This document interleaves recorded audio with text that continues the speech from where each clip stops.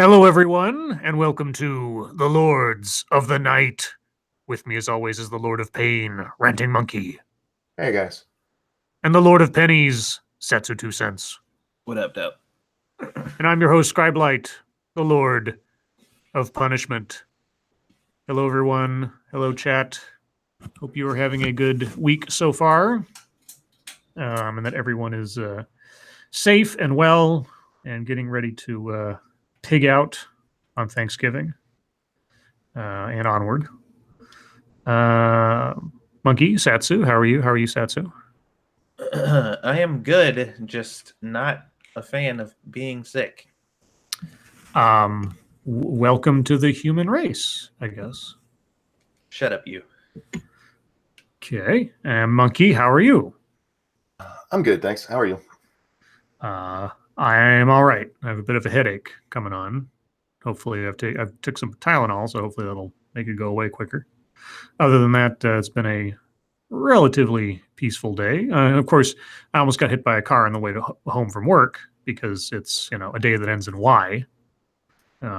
Somehow being in the middle of a crosswalk in broad daylight isn't enough of a signal to someone that they should maybe wait a fucking minute before turning. But hey, what do I know? I'm just a pedestrian, I guess.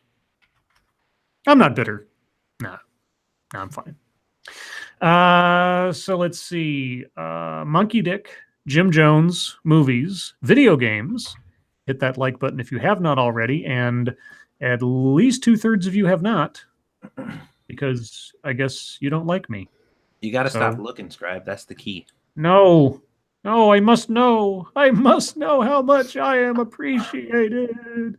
And share our stuff. If you like what we do, if you like what any creators on YouTube do, be sure to share it and retweet it and tell your friends, because YouTube doesn't do that for us anymore, at least not to the extent they used to, I suppose. You guys are our best algorithm and our best advertisement, so thank you so much for your support, as Bartles and James might have said at one time. And if you know that reference, you're really old. Let's see. Do we have anything to plug and or talk about before we get into the schnuzz? Nothing comes to mind. Outside of the fact that there won't be a stream tonight because I am not feeling good, and I don't want to make it worse. And this is usually our day off anyway, so just letting you guys know, because I said I might stream today, but it's not happening. All right. Do we have a pumpkin report, Monkey? No. Oh, okay, fine then. I'm sorry I asked. I just won't ask again. Well then, on to the news. Speaking of getting sick, don't eat lettuce, or specifically romaine lettuce. Now let us explain why you shouldn't. For like the second time in I think 2 or 3 months or something. It wasn't that long ago this happened before, but the CDC has urged everyone not to eat romaine lettuce amid E. coli concerns. The U.S. Centers for Disease Control and Prevention warned U.S. customers on Tuesday to not eat romaine lettuce as it may be contaminated with E. coli. 32 people, including 13 who have been hospitalized, have been infected with the outbreak strain in 11 states, according to the CDC. One of the hospitalized people developed hemolytic uremic syndrome. I don't know if I'm saying that right. A potentially life-threatening form of kidney failure. No deaths have been reported. People have become sick in California, Connecticut, Illinois, Massachusetts, Maryland, Michigan, New Hampshire, New Jersey, New York, Ohio, and Wisconsin. The Public Health Agency of Canada has identified an additional 18 people who have become sick with the same strain of E. coli in Ontario and Quebec. And thank you, William Savage. Skipping new defunct land for this. Deliver. Well, here's the thing. You can't get defunct land live like you can have us live. So you've actually got an advantage by waiting to watch Defunct Land later. If you guys don't know about Defunct Land, it's a great series. Guy does these really cool little mini documentaries profiling theme park attractions that have since gone to seed or disappeared, and telling the history and the stories behind them. The Disneyland ones are particularly interesting, but there's ones all over the place. So look up Defunct Land, all one word, when you have a chance. Good series. Yeah, so related to this story, in the last 2 days, I've had 2 big salads made of nothing but romaine lettuce. So, because there's this bag, this bag salad thing you can get at the grocery store. It's kind of like a kit. It comes with the lettuce and the croutons and everything, and that is a regular sort of part of my lunch. And in the last 2 days alone, I had 2 of those, and so I'm like, well. I looked up today. What is the incubation period for E. coli poisoning? 4 days. Yeah, it's anywhere from 1 to 4 days. And I'm kind of like, well, my Thanksgiving might suck this year, but I don't know yet. So fingers crossed that I didn't get a bad batch. But I guess we'll see. Given the fact that this is the second time that there's been such a warning this year about romaine lettuce, I'm inclined to never eat romaine lettuce again. Well, it's not just the second time in a couple of months. The story I read, this is the second time in 2 years that it's been a problem. It was a problem this time last year, and the 2 months ago, or the year talking about, back in October is when we first read a story about this. Yeah, I could have sworn that there was this year in particular, there was a time, because I remember my grocery store completely cleared out the shelves of anything that had to do with romaine lettuce at one point. And I was kind of like, oh. So I know doing that again now. Yeah. So I guess we will see. But like I say, fingers crossed. And guys, the CDC is warning you, even if you've eaten some Scribe out of a kit, throw away the rest, even if you're not sick yet. Just get rid of it. Exactly. Too late for me, because this warning didn't come out till today, really. Yes, but if you have any left, throw it away. Yes. William Savage, thank you again. I'm getting you live. Nice change. You've been here when we've been doing that. I must have missed something. I think he's joking that we're not lively. Oh, well, I've had to work all day. Satsu's sick, and Monkey's, probably been sleeping most of the day. Monkey's a monkey. Yeah. Thank you, Terry DeMontis. Same rules apply to you as to everyone I like. You are not allowed to die, be it from E. coli or anything else. Well, thank you. I appreciate the sentiment. I'll do my best not to die, but you must fight to stay alive. Just think about being replaced with Irate Bear. Don't worry. Most people from this aren't dying. They're just shitting their brains out and wishing they were dead. Yeah, I think a few months back, I think around the same time the last warning came out, I think I might have gotten hit with a slight touch of it, because I had a really bad couple of days. And it was just after eating a sandwich that had romaine lettuce in it. I can't say for certain. It might have been something else in the sandwich, but it was a really, really bad couple of days. So again, I'm hoping. But that happened within like hours of having that sandwich. So I don't know if it was a coincidence kind of thing or something else. But either way, again, hopefully nothing else. But moving on. Yes? William Savage said, way to ruin a necro joke. Sorry. So Ivanka Trump has apparently in some fashion pulled a Hillary. Maybe not to the same extent as Hillary, but kind of. And so now that's a thing. Trump defends daughter Ivanka amid email scrutiny. President Donald Trump acknowledged Tuesday that his daughter and senior advisor Ivanka Trump did use private email during the start of the administration, but declined to acknowledge any hypocrisy over his criticism during the 2016 campaign of Hillary Clinton's similar practice. Quote, just so you understand, early and for a little period of time, Ivanka did some emails, Trump told reporters. Ivanka Trump last year used a personal email account to discuss or relay official White House business, according to emails released by a nonpartisan watchdog group. The Washington Post reported Monday the White House conducted an investigation into Ivanka Trump's email usage and that she used her personal email address for much of 2017. According to emails released by the watchdog group American Oversight, the president's daughter used her personal account to email cabinet officials, White House aides, and assistants. The Presidential Records Act requires all White House all official White House communications and records be preserved. Her legal team has said she almost always used her personal email to work out scheduling issues related to her family. Quote, they weren't classified like Hillary Clinton. They weren't deleted like Hillary Clinton, the president said Tuesday. She wasn't doing that to hide her emails, unquote. So I guess the question is this hypocrisy or what? I don't understand the complaint. Well, the situations are clearly different from the sounds of it. Well, using a personal account to conduct official business is sort of like the high level of this. That's okay. That is a minor part of what was complained about with Hillary. Are you kidding? Yeah, I thought it was Ivanka Trump wasn't passing highly classified memos onto her staff this way. Yeah, should she slap her hand for whatever she did wrong there.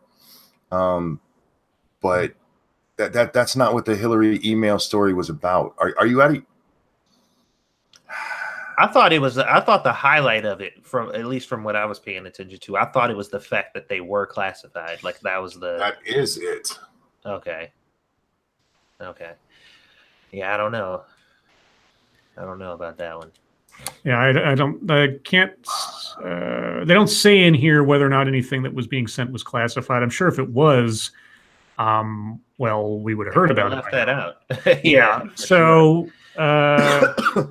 let's see.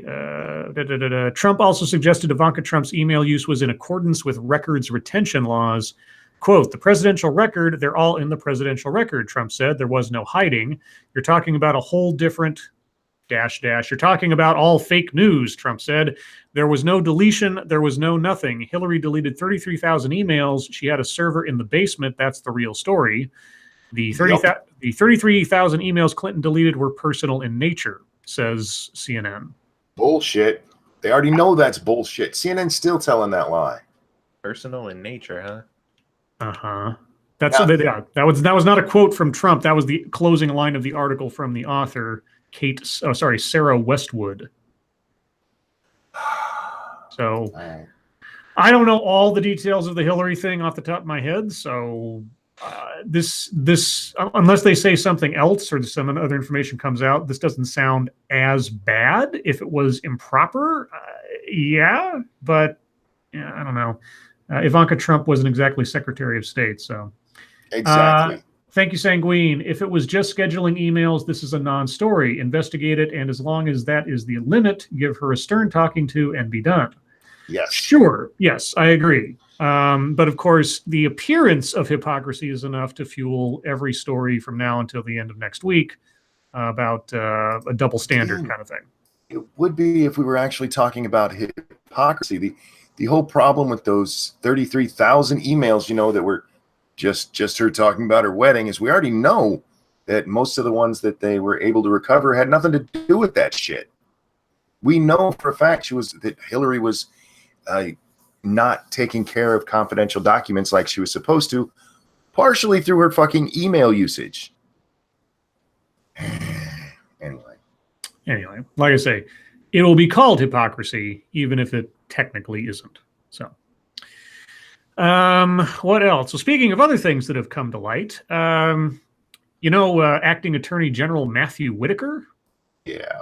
So Whitaker disclosures reveal more than $900,000 in payments from a conservative group. Acting Attorney General Matthew Whitaker revised his financial disclosure forms 5 times after being appointed to the top Justice Department role earlier this month, according to the forms, which were released Tuesday. Revisions to disclose filings are not uncommon. Disclosure filings. I don't know why I keep saying disclose filings. Disclosure filings are not uncommon, but the release of Whitaker's forms comes amid pressure from government watchdog groups who raised concerns in recent days about why their requests for the documents had gone unfulfilled. The forms show that in the months before then Attorney General Jeff Sessions hired him as a chief of staff in 2017, Whitaker was paid hundreds of thousands of dollars in salary from a conservative oversight group he founded in 2014. Financial records show that the Foundation for Accountability and Civic Trust, or FACT, received nearly all of its funding from a group called Donors Trust, whose contributors are mostly anonymous, but are known to include major Republican donor Charles Koch. Whitaker was paid a total of $904,000 over 2016 and most of 2017, according to his first disclosure form. CNN has previously reported that Whitaker made a total of $717,000 while working for FACT from 2014 to 2016. This figure covers some of the same period reflected in Whitaker's newly released financial disclosure form. Whitaker's financial disclosure documents were provided to CNN by the Justice Department and American Oversight, an outside ethics watchdog group. That's the second time we've heard about American Oversight in 2 stories now. They're an active group. Thank you, James Colley. Lion fucks anything to save Hillary. Mm-hmm. Or like give apologetics to whatever she was doing on the basis of something someone else was doing that was completely different. Okay, American Oversight is really on the ball, I guess, between the Ivanka emails and now this. So what's the scandal here? That we don't know where the money came from? That he got money. The scandal is because it's from a conservative group. Let's see. In a letter sent to the U.S. Office of Government Ethics last Friday, American Oversight said the Department of Justice had not produced a copy of Whitaker's public financial disclosure reports, despite regulations requiring it to do so, and asked the ethics agency to investigate. And now they are, so there you go. Now I'm curious to know who's behind American Oversight, because 2 times in the same day they're not that they're doing anything wrong, so far as I can tell. Just curious. But there you go. I guess the implication is that it's dirty money or something. Well, it's conservative money. Of course, it's dirty. Let's see. And moving on from that, you guys like child brides? No, not at all. Well, apparently Facebook doesn't mind them, at least for over 2 weeks, because Child Bride was auctioned on Facebook in a, quote, barbaric use of technology, unquote. Facebook has come under fire for a, quote, barbaric use of technology, unquote, that allowed the sale of a child bride to be held on its site.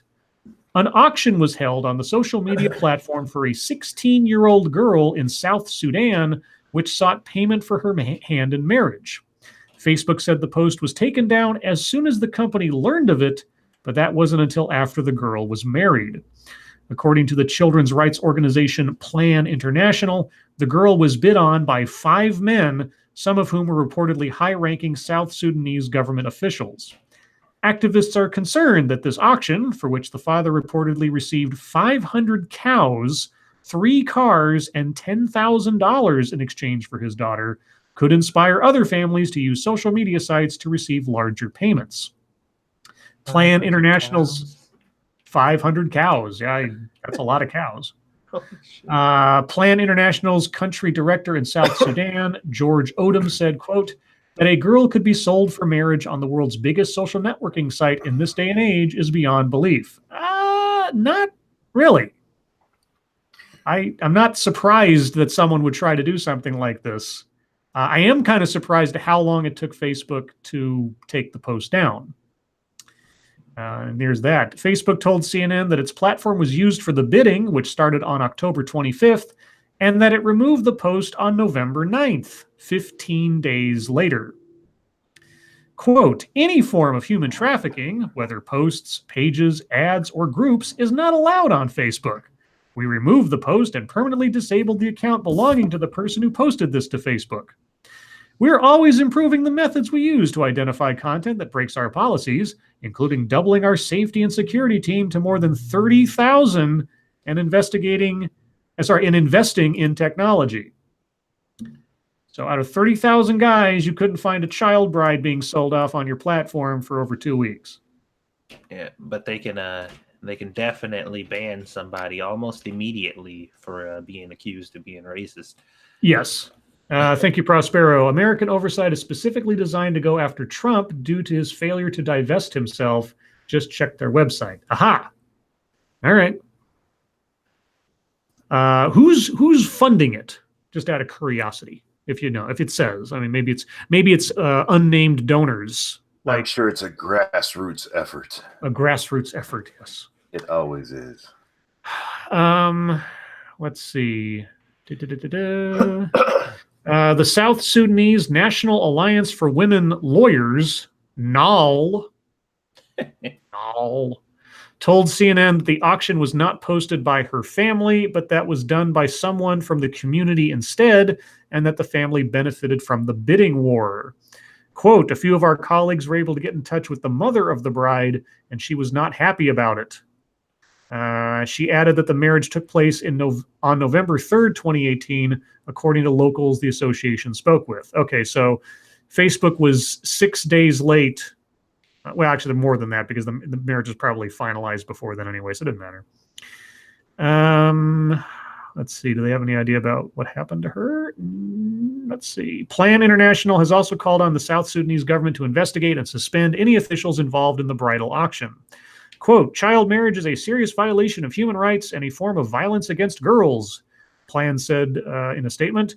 It can have profound consequences on a child's survival, health, education, development, and well-being, and is often carried out against their will and best interests. Well, yes, because they're children and can't consent, at least not legally here. Otherwise, there's no details on whether or not they found the girl. I mean, they found the mother, obviously. I don't know if they can do anything about it at this point. Because I presume it was done legally insofar as Sudan is concerned. So, anyway. So, is it legal there? I mean... okay, I don't know that off the top of my head.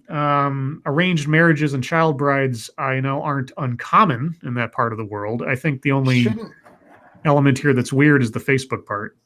Aren't we looking down our noses at this wonderful culture where little girls become brides? Shouldn't we be thanking Facebook? They're enriching culture. It's definitely not a shithole. I know that much. Well, anyway, that's all the wonderful, wonderful news stories I had pulled up. Did you guys have anything? Sorry, I had something I saw on Facebook today. It was a Mexican news network that was I can't remember what the post is. I'll try to find the link or whatever so I can share it for you guys. But he was saying like the people in Mexico close to the border are getting fed up with the caravan because the caravan is at the border now, and I think the mayor in that place, I can't remember exactly where it was. I think it was Tijuana, yep. Not Tijuana. I think it's Tijuana, I believe. He was basically saying like, my people are literally being terrorized in the streets. Like, these people are doing drugs, they're fucking shit up, they're destroying stuff, they're refusing the food that we're trying to give them and complaining about it. Like, we're tired of this shit. And like the Mexican people are like literally in the streets, like yelling at these people to get out of their country and go home. And they're like, whenever they watch American news, they get pissed off because they hear American people saying like, oh, it's not a problem, it's not an issue, Donald Trump is making this up and it's not real. And they're like, no, this is us. We're fucking saying this and we're here right now dealing with this shit. You don't have to. We do. And I thought that was pretty interesting. I'll try to find the link for it.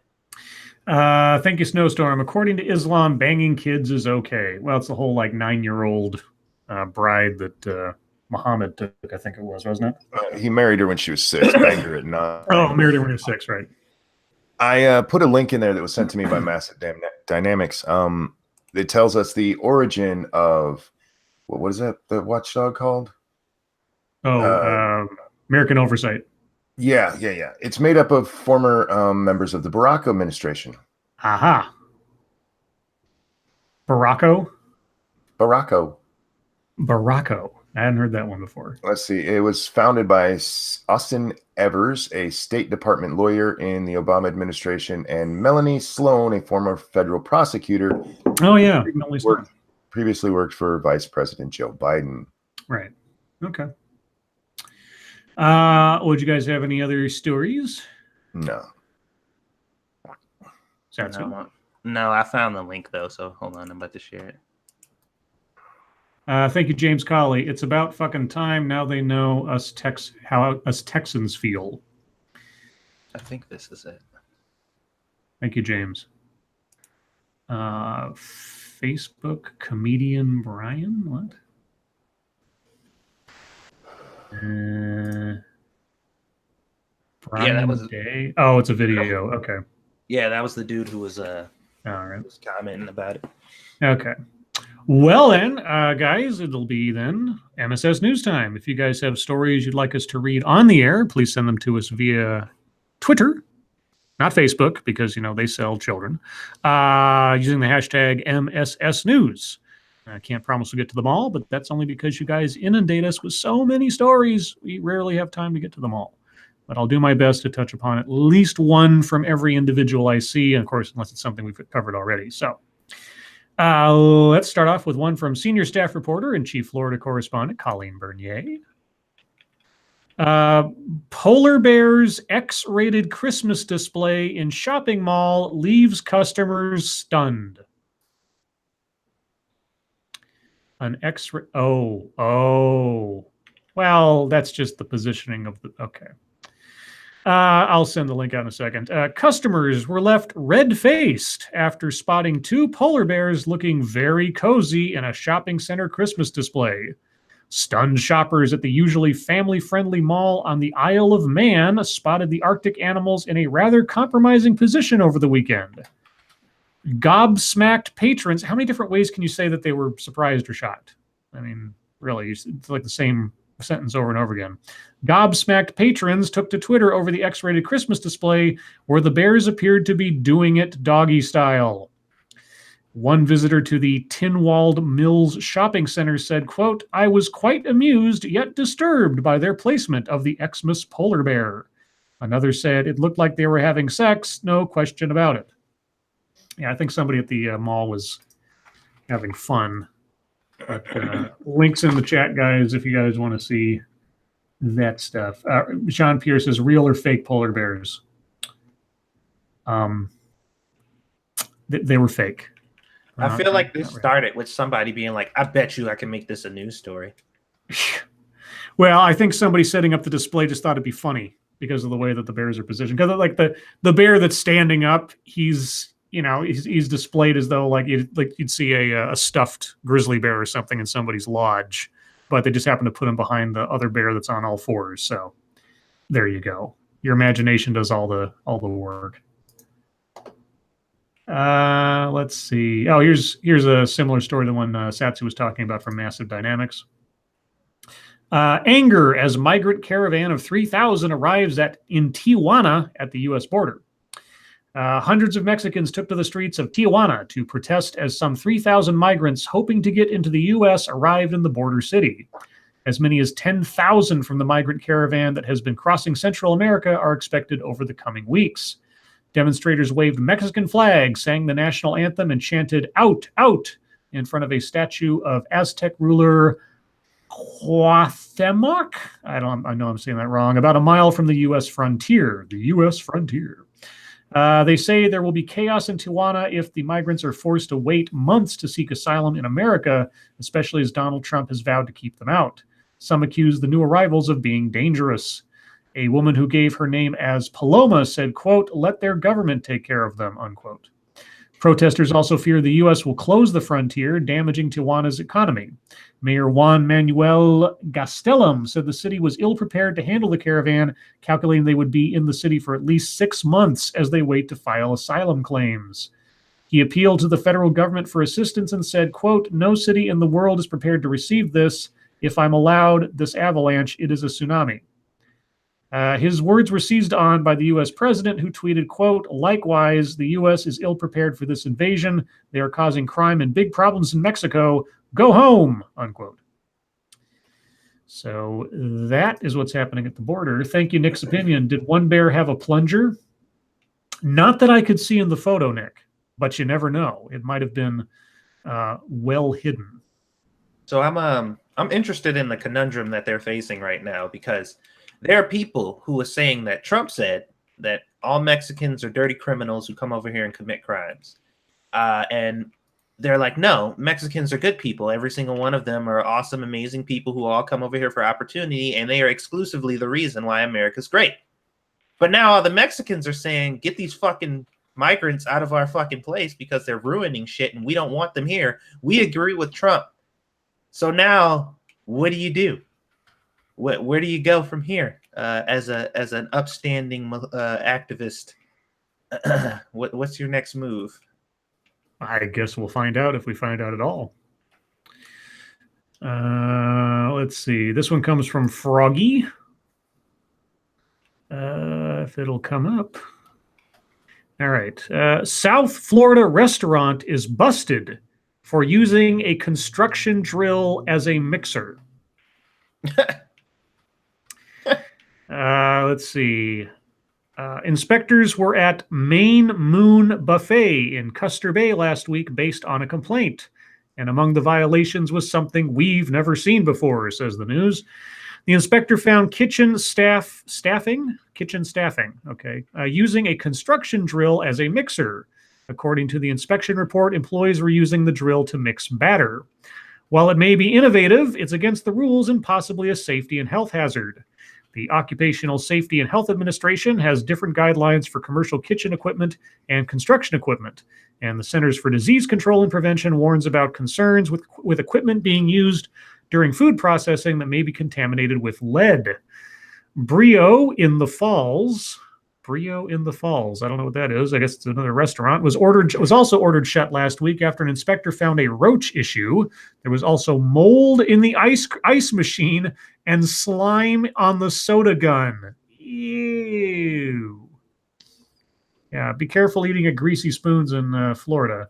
Thank you, James Colley. Not so fun when it happens to Mexico. Hashtag pot meat kettle. Well, most of the migrants are coming from like Guatemala and such. I don't know how many of them are actually from Mexico, but yeah, Mexico's not too jazzed about having to basically house, or Tijuana at least is not happy to house them while they wait to get processed in asylum-wise, if they don't try to cross the border illegally to begin with. Are you there, Monkey? Yeah. You're really quiet today. Are you okay? Sorry. Yeah. Okay, just making sure. Let's see. This one comes from Frosted Glass, and it's from The Root. Okay, what does The Root have to say? Americans don't disagree about what racism is.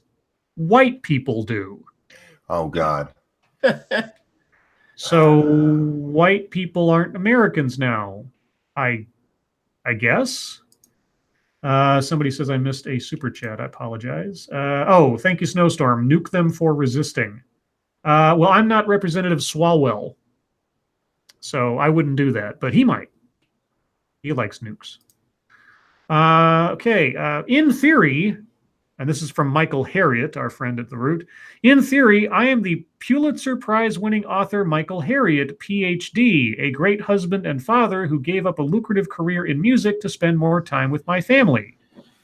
Is Michael Harriot a Pulitzer Prize winner?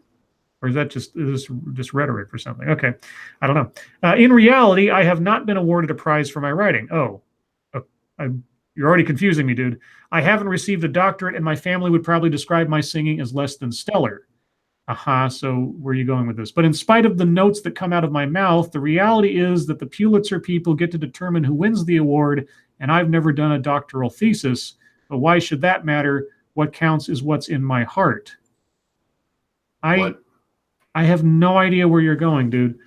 While that may seem like nonsense, no. Take out the word seem. It is nonsense. That is how white people define racism. What? Okay.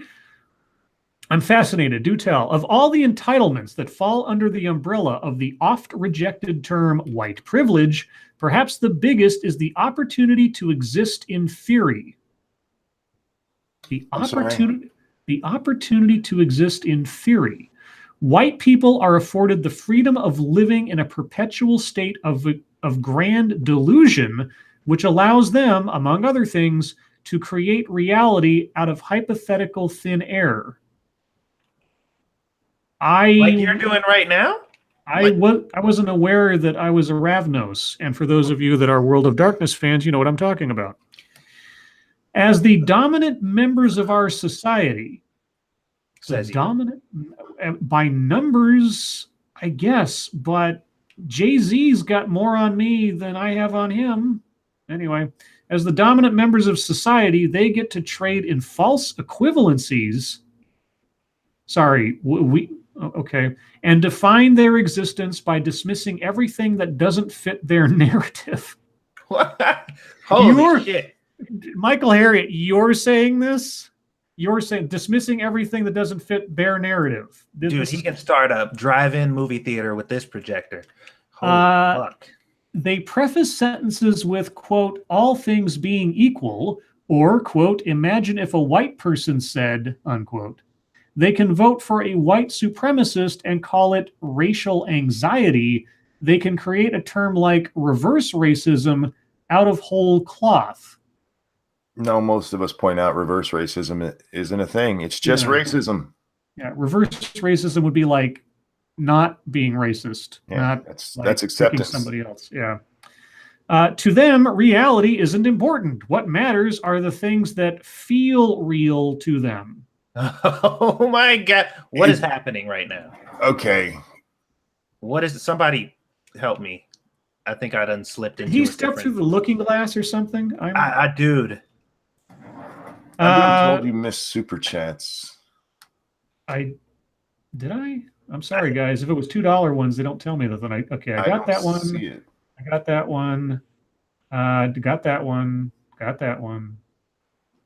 Did you get the one where did one bear have a plunger? Yes. Yeah, I might have missed James Colley's How Else Do Polar Bears Fuck?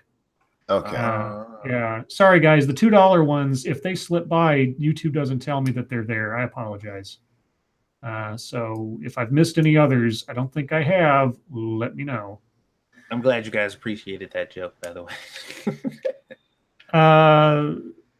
I don't even know what this is about. It goes on for like 8 more pages, and it's just more from Michael Harriot. And if Michael Harriot wonders why he hasn't got a Pulitzer, he might want to think about reading his own work sometime. I don't know what to tell you. Dude, this is fascinating. It is. Thank you, James Colley. I sense a monkey video idea. There are lots of monkey video ideas. We just have to get them to make one. Come on, monkey. Probably not. Let's see. Moving on. Holy fuck, dude. Let's see. We talked about that. We talked about the lettuce. Okay, this one comes from Raymond Lewis. And let's see. This is a NBC News story, so it must be true. Feds have paid undercover informants in the migrant caravan. Okay, the 4,000 migrants have used WhatsApp text message groups to communicate along their journey, and DHS personnel have joined those groups to gather info. Good. So they're not in the migrant caravan, they're just following the messages of the migrant caravan. Good. That's good. I don't. Why would that? Is that a problem? I don't understand. Unless you're like, revealing covert activity or something and putting people in danger. But it sounds like they're just sort of like following them on Twitter, more or less.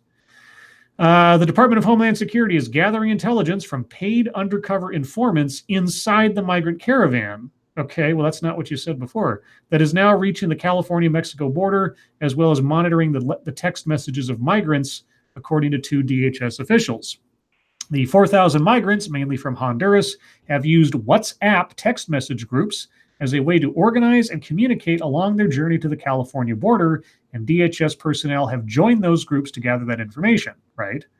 The intelligence gathering techniques are combined with reports from DHS personnel working in Mexico with the government there in an effort to keep tabs on the caravan size, movements, and any potential security threats. Where's the part where there's actually people embedded in there? They're paying informants. Okay, I see. On Monday, DHS officials told reporters that their intelligence on Sunday night had indicated that a group of migrants wanted to run through the car lanes of a border crossing near San Diego. Customs and Border Protection shut down all northbound lanes of the crossing from 3 a.m. to 6 a.m. as a result. However, the ambush was never attempted. Paying informants, placing officers in the region, or monitoring the communications of non-U.S. citizens is not illegal, said John Cohen, former acting Undersecretary of Intelligence for DHS, but it does raise some concerns about the allocation of resources. Quote, those resources have come from some place. Those resources have to come from someplace. They're not being devoted to thwarting terrorist threats, mass shootings, mailed fentanyl coming into the country, or cyber attacks. Yeah, well, there's people on that, but this is important too. Thank you, Nick's opinion. I think Michael likes plunger use on him. It's okay in a POC pay you to say that. Okay. You got a plunger fetish more so than me, Nick? Thank you, Sanguine. Now we are clearly toilet seat complexion cave beasts. Duh. Does the root have a requirement that its riders be at least 2 SD below the mean IQ? Can people please stop relying on defined virtue/vice? Well, if there wasn't virtue/vice to be thrown about, the root wouldn't have anything to write about. So, that's their bread and butter at this stage of the game. Because at some point, the whole network of blogs that the root is a part of, last I heard, was out of business or up for sale. So I don't know if they're supposed to last out through the year if they don't get bought. Excuse me. Let's see. Moving on from paid informants. This one comes from George Mason. Wedding photographer edits Arizona woman's deceased fiance into photos. Oh. That's a bit grim. A woman from Tucson is sharing a touching series of photos taken with her late fiance months after the groom-to-be tragically died in a motorcycle accident.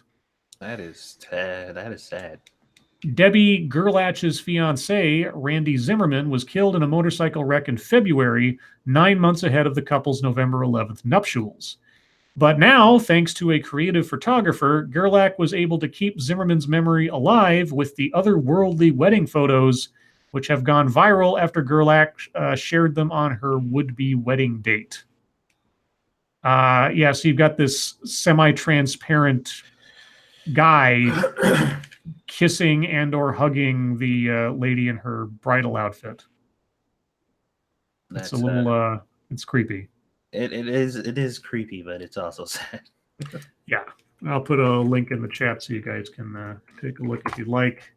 I mean, I guess it could be touching after a fashion, sort of a nice memorial kind of thing, but the way it comes across just looks really creepy. Let's see. This one comes from Harvos Marvos. Judge rules female genital mutilation law unconstitutional, dismisses several charges. Okay. A federal judge has dismissed several charges against Dr. Jumana Nagawala in the historic female genital mutilation case, ruling that the federal law against female genital mutilation is unconstitutional. U.S. District Court Judge Bernard Friedman ruled that Congress did not have the power to enact a federal law that banned female genital mutilation in the United States. Instead, Friedman made the argument that the law was too broad and it violated Congress's powers, as the law does not stand up to scrutiny under either the Necessary and Proper Clause or the Commerce Clause of the U.S. Constitution.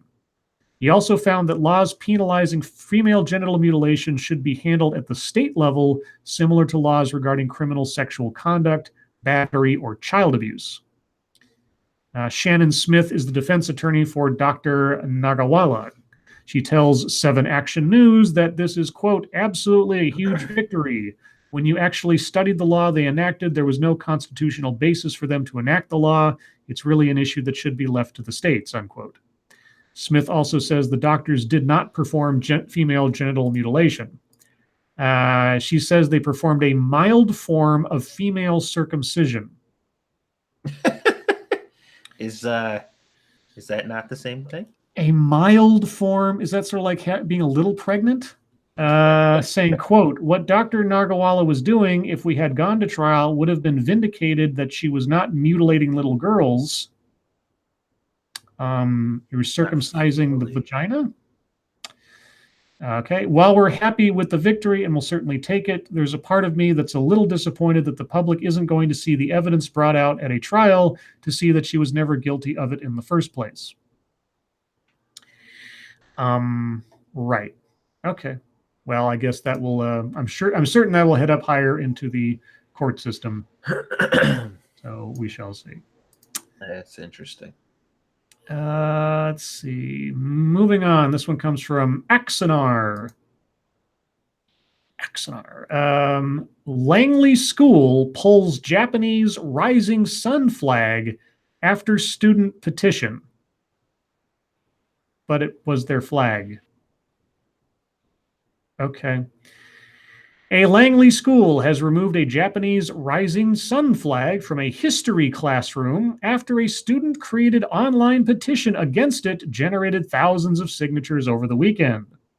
Since it went up on Saturday, the change.org petition, Take Off the Sunrise Flag in an Educational Environment, launched by Walnut Grove Secondary School grade 9 student B.J. Moon, has so far collected 9,700 names.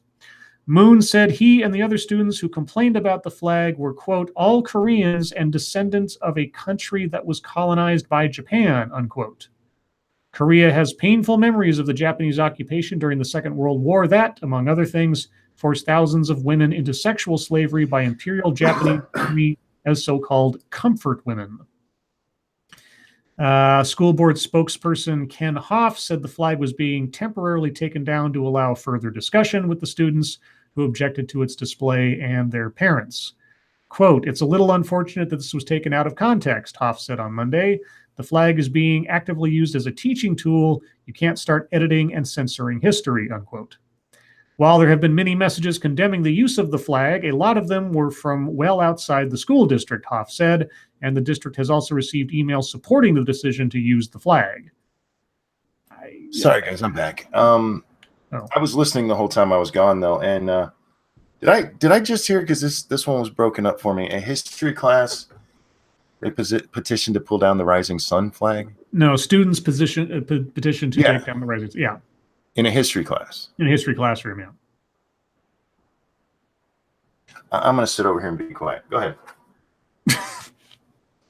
All right. Well, moving on. Let's see. Oh, here we go. This one comes from Jack the motherfucking Cockring. Sorry, senior staff reporter Jack the motherfucking Cockring. School with high vaccine opt-out rate gets hit with chickenpox outbreak. There's a fucking shocker. Yeah, it's like, wow. Really? Is that what happens? A chickenpox outbreak at a North Carolina private school has infected at least 36 students as of Friday. And okay, that's the third ad you've put up in front of me. Stop it. I don't want your fucking, anyway. Making it the worst in the state since 1995 when the vaccine first became available. Health officials say that Asheville Waldorf School, where all the cases have been reported, has one of North Carolina's highest religious exemption rates, allowing parents to opt out of having their children vaccinated. Quote, the school follows immunization requirements put in place by the State Board of Education, but also recognizes that a parent's decision to immunize their children happens before they enter school. So what's the fucking point? Scribe, you got a couple. I know. Yeah, 2 seconds. Yep. Yep. Sorry, guys. Chat froze, and it didn't show me them. Thank you, Nick's opinion. It's in the DNA plunger. Are you a plumber by trade or by family? And thank you, James Colley. Female circumcision on 50-year-old beef curtain should be acceptable. On a child, that is abuse. Fuck them, and shame on that female lawyer for letting them get away with it. I can't blame the lawyer for defending their client. That's our system of justice. She wants That's what they're supposed to do. Yep, that's what they're supposed to. That's our system. But I mean, trust me, this case will go further up the chain in the courts because as high profile as that is. Now, I'm not a lawyer. I don't know if the judge has a point or not. I don't know how the law was written or whether it's validity or otherwise. So time will tell. Let's see. Anyway, yeah. So if you don't vaccinate your kids, strangely enough, you may be encouraging the rise of disease. No, I know that's it's not how disease works. I know it's a difficult equation, but yeah. Let's see. Everton Room sent us the female gentleman. Actually, guys, we are far enough into the hour. I'm going to call it here for now. So thank you guys so much for all the stories. Sorry I didn't get to them all. If we hit a slow point later on in the show, we may go back to them. But for now, we're going to move on to the wonderful world of YouTube time.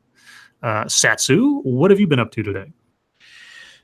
Well, I did my best to record or record and re-record some of the stuff that I had that I was working on or whatever. But as you guys know, I'm getting sick, so it's not super easy. But I did upload my first impression video of Fallout 76. I have about half recorded my thoughts on Alpha 17. And there was something else I was working on. I can't remember. Damn it. I didn't record anything for it, but I put some assets and stuff aside so I can do it. All these videos are related to 2 Cents Plus, though. I don't have anything really lined up for Satsu 2 Cents because I usually get out everything during the streams, and I just can't build up the enthusiasm to provide the fucks necessary when it comes to certain stories. So I'm still working on that, but that's what I got out so far, and that's what I'm working on. All right. Monkey, what'd you do today? I did a monkey in the morning, and then I went back to bed. Okay. How was the show? That was good. I did take that one down, and people have asked me why. I just wasn't as happy with it as I wanted to be, so it doesn't exist anymore. So if you didn't watch it live, you missed it. Oh my! So people really have to be jumping on that in the morning. If you want to make sure you see it, you better be there. Sarah Player's off to work. Bye, Sarah. Bye, Sarah. Well, let's see. I came home from work with every intention of assembling my new video, and I started doing that. And then I discovered that there were several major audio flaws in my recorded audio from yesterday that I can't understand why they're there. There were these big like pops and clicks, and not like the usual stuff that's just like, mouth movement, but some other kind of interference. And they were so prevalent that I just trashed the whole audio file and had to re-record everything. So that took a big chunk out of the time I'd set aside to assemble the deal.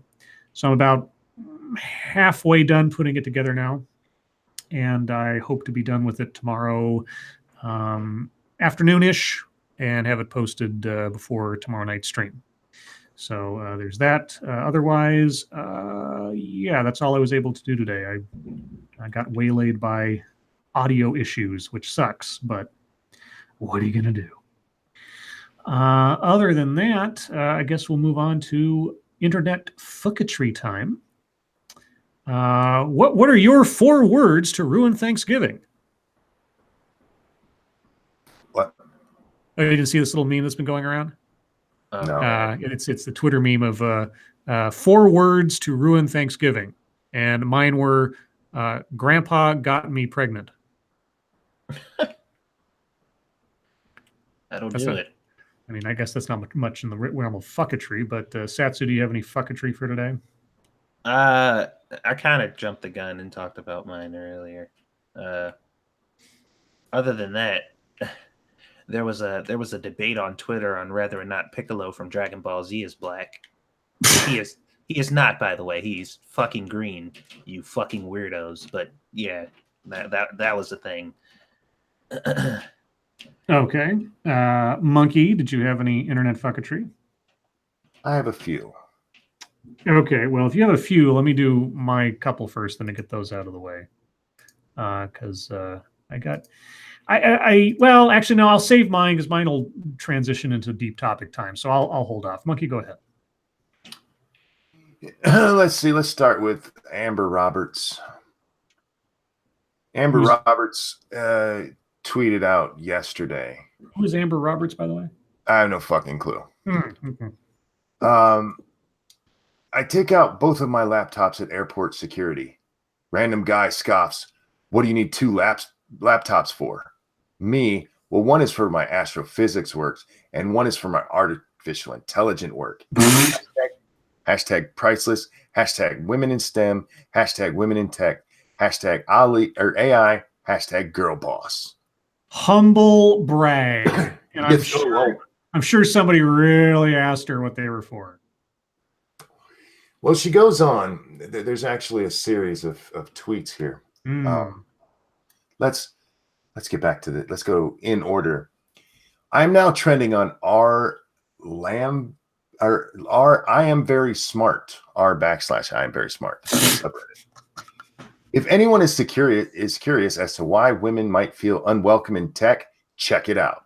To be clear about the guy asking about my laptops, he was talking down to me and using a patronizing voice. Oh. He also asked twice, believing I owed him an explanation. Oh. Get your thing, and we'll go to more of these. Thank you, Midnight in Exile. Happy holidays, Home Scribblet. Home Scribblet. There you go. All right. I haven't been called a homie in any particular way in quite a while, so thank you, Midnight. Here's her next tweet. What saddens me about the subreddit is that no one is commenting on the fact that the guy didn't deserve an answer, but are focused on why I don't need two laptops. Also, that there's no way this girl could be considered an expert in both fields. Go ahead. Real quick. Thank you, Sanguine. Also, Piccolo stuck around to raise a kid that wasn't even his Satsu, so that disqualifies him. Oh. Y'all racist. Damn, dude. All right. Thank you, Sanguine. I think. I don't know Dragon Ball Z enough, but I get it. He was clearly green. That puts that whole thing to bed. Anyway, my only response to her was based on that last one. I said, "Well, sweetie, you didn't have to respond to him." She didn't. She's right. She didn't know that guy any explanation at all. Yeah, but she gave him one. Yep. So that she could play both victim and hero in this sad little tale. Yes. Shut up. You may very well be an astrophysicist, but you're a fucking moron. And you did it so you could get those pats on the back, and you saw that Reddit wasn't giving them, and now you're upset about that. And that's why women don't get into tech, by the way, guys. Because of subreddits. Is that why? Apparently. Yeah, okay. Let's move on to our first blue check mark of the night. Dan Diamond. Let's see, who is Dan Diamond? That's a great name for like a card player or a car dealer. How do you feel, or what do you think about it, that being a great name for a writer at Politico? Sure, why not? Sure. He tweeted out, CDC on lettuce, angry face. CDC on guns, zipper mouth. Dan? The CDC has done a report on guns. It has, but the reason that they don't like issue warnings about salmonella or what was E. coli on the lettuce coming from guns is because we don't have that problem, and they're mostly concerned with disease. It's right there in their fucking name, Dan.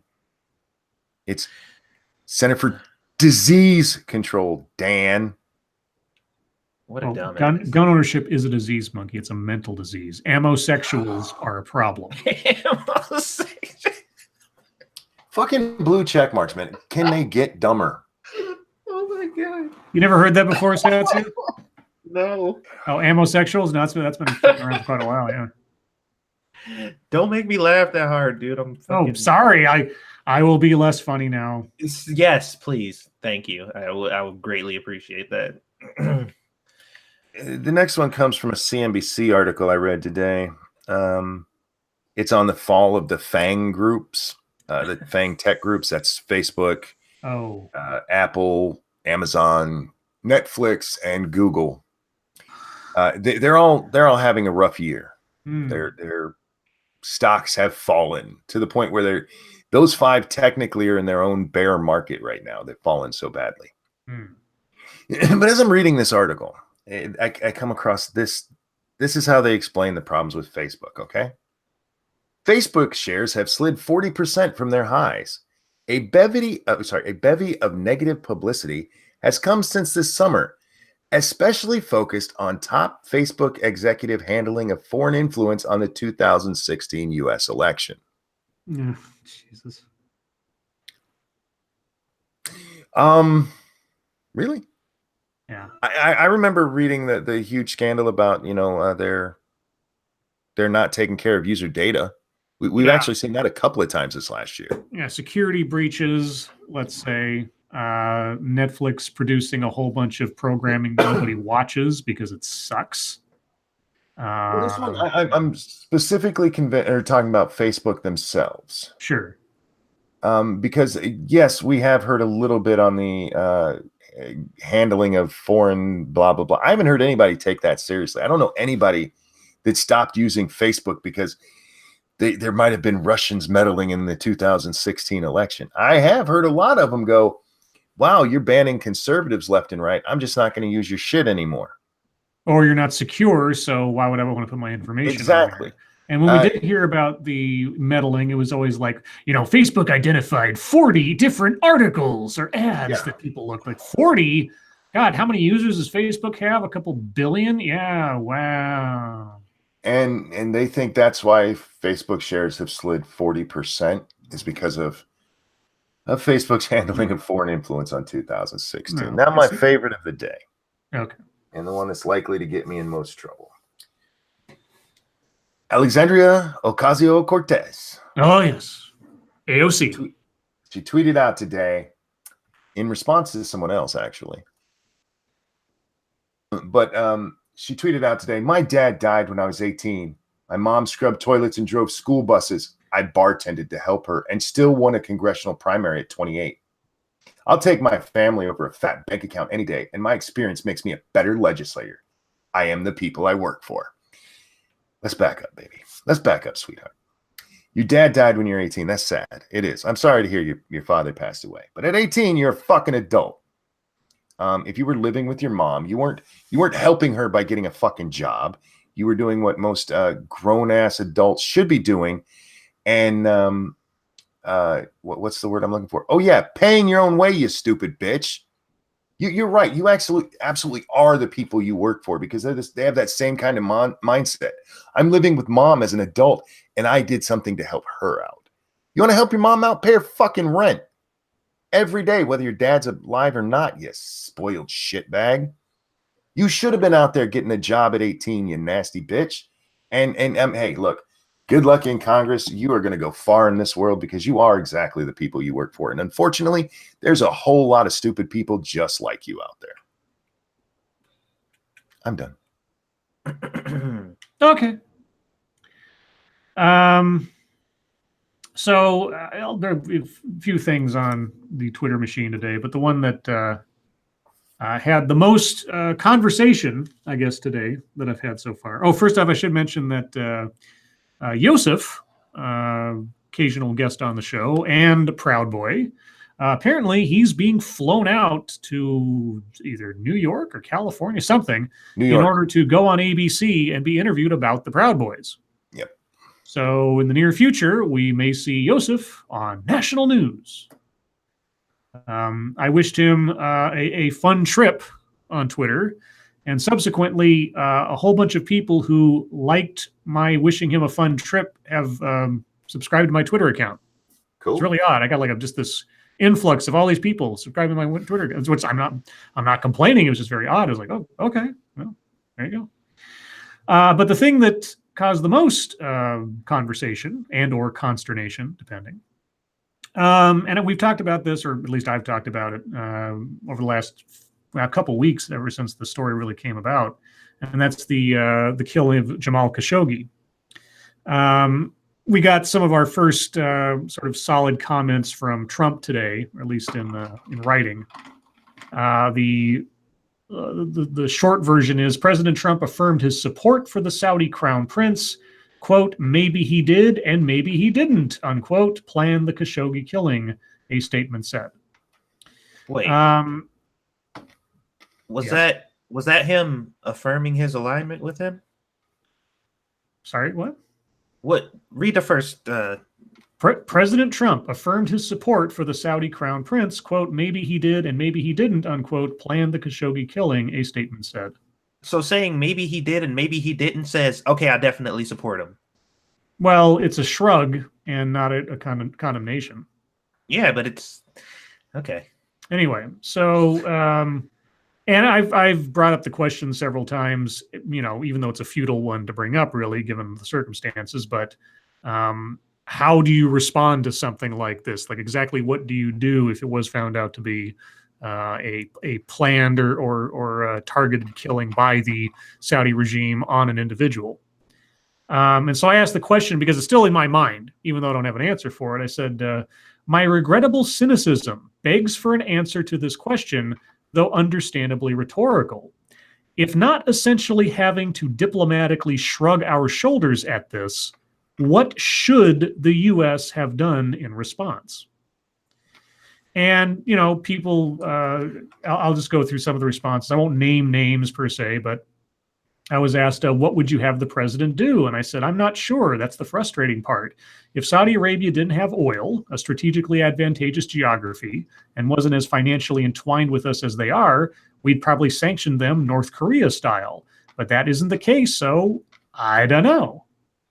So I guess the deep topic question is, in a perfect world, let's say, whatever the hell that is, if you were president, and you had the powers thereof, and you had carte blanche to respond as you would see fit to something like this, what would your action be if you were to take one at all? Well, I guess I'll start with Satsu. I mean, based on the little knowledge that I have, the only thing I've seen, you know, people do in situations like this when dealing with foreign affairs is, you know, stuff like sanctions or whatever. Like I don't really know what else could be done outside of that, because I mean, I don't know. The sanctions is probably the safest thing you can do amongst maybe other things. Like cutting off trade completely would probably be catastrophic. So I don't know. Sanctions is like the probably the only thing I could think of that would be acceptable. Okay. Monkey? Do you want a serious answer or a joke? Because jokingly, we should just bomb them off the face of the earth. Give that land to Iran so that liberals would be happy. Okay. What's your serious answer? The serious answer is there's nothing we can do. Yeah. Best we can do is maybe a sanction or a slap on the hand of some sort like that. Maybe a strongly worded condemnation, because we do that with people too, guys. The simple fact of the matter is we are not going to start an international fucking incident over one guy dying.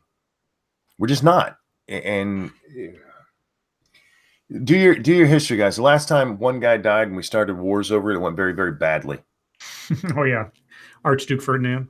Uh-huh. No, I mean there was a whole domino effect of that. But the most passionate idea I saw today, and what's really kind of sparked me, I sort of was thinking about the same time that I saw this tweet from Vernaculus. If you know who Vernaculus is, he's another YouTuber, and he was very passionate about being angry at Trump's lack of response. Citing the fact that the Saudi government had lied to the U.S. government over and over again, changing their story, and then whatever the evidence that we currently have, or at least the CIA's assessment is that it was an order to hit, etc. And consequently, by not doing anything and just kind of shrugging your shoulders, you make America look the fool and weak. And so I posed the question to him, and I wasn't being facetious. It's one of those things where, like, the way it came across, or you know, you might have seen it as something sort of like being passive aggressive or something. But I was honestly curious. I said, well, what would you have us do, essentially?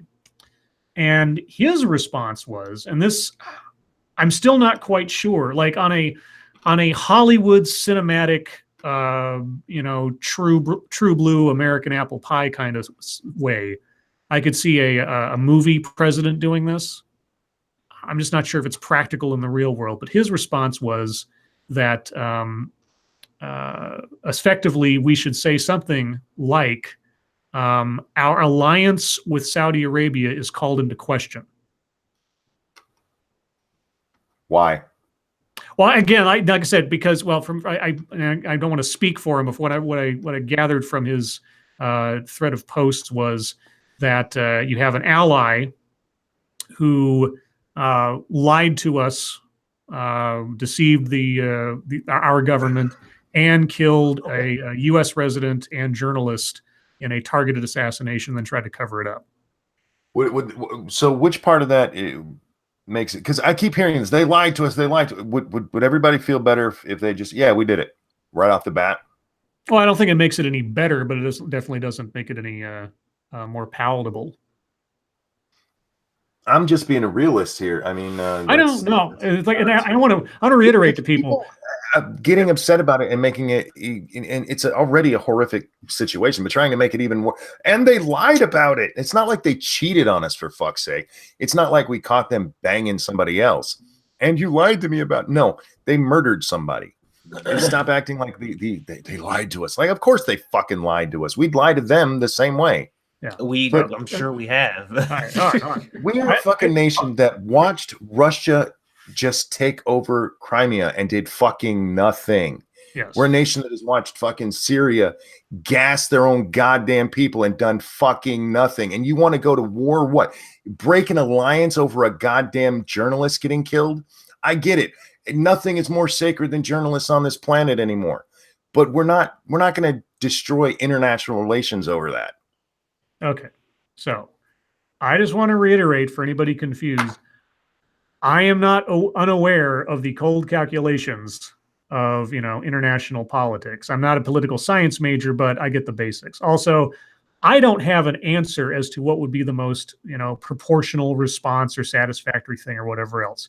I get Monkey's side on a sort of idealistic level. I can kind of understand where Vernaculus is coming from in his passion. I don't think there is an answer that makes anybody happy or solves anything given the circumstances. You've got two sovereign nations. You have an individual that wasn't an American citizen, but was an American resident legally, working for an American, news publication. The notion of a regime murdering its critics is antithetical, essentially, to my American values, even though I know that my country is no fucking saint when it comes to anything. I mean, there's no harps or halos to go around here. I can only look at the situation as is specified. I just want to be clear that I was not yelling that at you. I was yelling it at the idea you were telling us about. Just to be clear. No, I understand. No, and like I said, this is. This has a lot of people. When you talk about it, very passionate and opinionated, and that's why I wanted to bring it up, is because it's one of those situations I talked about before. There's no satisfactory answer. We can't impose our criminal justice system across the ocean to a different regime, to someone who we don't have any jurisdiction over, for a crime that we may find abhorrent, but in the grand scheme, what do you do? I don't know, and that's the thing, and a lot of people were like, and not just the people who responded on Twitter, but other people on the side were like, "Oh, well, what's your answer?" Like, that's exactly it. I don't have one. That's what's frustrating about this. I wish I had a magic wand or some kind of I wish I could conjure up peace in the Middle East kind of thing. I can't, but that's why I'm frustrated. Is that stuff like this happens, and effectively you're just kind of powerless to do anything about it, or to offer an idea, or to find a satisfactory solution. Thank you, Nope. Is this really what makes people dislike Saudi Arabia? Let's talk 9/11 or human rights or #1 terror sponsor in the world. This is a drop in the bucket. Well, and that's also goes to another comment I made on Twitter. I compared Saudi Arabia to a too big to fail bank. You've got somebody who is so rich and so entwined in so many parts of the national economy and power brokering, that, is there anything they couldn't get away with short of all-out war with another country unjustifiably? I don't know. I don't think so. Because so far, yeah, when have we ever done anything in either censure or retaliation, let's say, not necessarily militarily, to Saudi Arabia over the provably awful things they've been involved in? And then, of course, you come back to, well, the United States has been involved in a lot of awful things too. Yes, we have. That doesn't excuse us either. So we're all sinners. So do we just call it a push every time we come across something like this? I don't know. Well, I mean, it also brings up the question and gets your imagination working, because you're thinking okay, if you can say out of your mouth, America has done some pretty fucked up things too. And I'm sure there are some country or whatever, or some group or whatever, that overlooked whatever that thing was for the greater good of whatever type of alliances or whatever that they were looking forward. Imagine if they decided to do the thing that you're saying Trump did. What, the results that would have. Obviously, there are a bunch of kind of moral conundrums or whatever, I guess, going on up at that level that we either just can't understand or comprehend because we're not at that level, and the fucking fate of an entire country is not in our hands. But besides that, it's just that's how it is up there, which is why I don't trust no politician. Well, trust me, Donald Trump is not above my head of considering world politics. Well, you know what I mean. I'm pretty sure he and I are on an equal footing when it comes to knowledge about how to govern in world politics. But yeah, no, anyway, so this was a topic that came up today, and a lot of people are very passionate about it. I don't, for those of you who commented on the thread, there's no, anger or anything harbored about it. It's just yeah, I understand. There's no answer. I don't have an answer. All I know is that despite whatever evils our country has done, I still believe in the core values, because I didn't have anything to do with the Bay of Pigs. I didn't have anything to do with the Shah, et cetera, et cetera. I still abhor the idea of a government being able to kill its critics with impunity. Doesn't matter what country it is, on what part of the planet it is, whether it's an ally of ours or not. That ticks me off. If this guy had been an American citizen, I really have to wonder what the dynamic would have been differently in that situation. But I really honestly think that is the only dividing line between what we're currently doing and what we might have done otherwise. If the guy had been an American citizen journalist, I can only wonder as to what the contingency would have been in that case. Thank you, Cryptic. What did the mute man tell the blind man? Nothing. Thanks, Cryptic. Somehow I think that might have been a commentary on the entire discussion I just had, but that's okay. Thank you. Let's see. Any other thoughts on that before we move on to something else? No. Nope. All right. Well, let's see. I'm going to skip going to an advice column for a moment. Do you guys happen to have any deep topics that come to mind, or anything you'd like to talk about for the next 15 some odd minutes? No. Monkey. No, I just saw this article that just came up. Yes. Somebody had just retweeted it, which could be fun. Okay. Dear white people, the holiday season is the best time to tell our grandparents to stop being racist. Is this from The Root?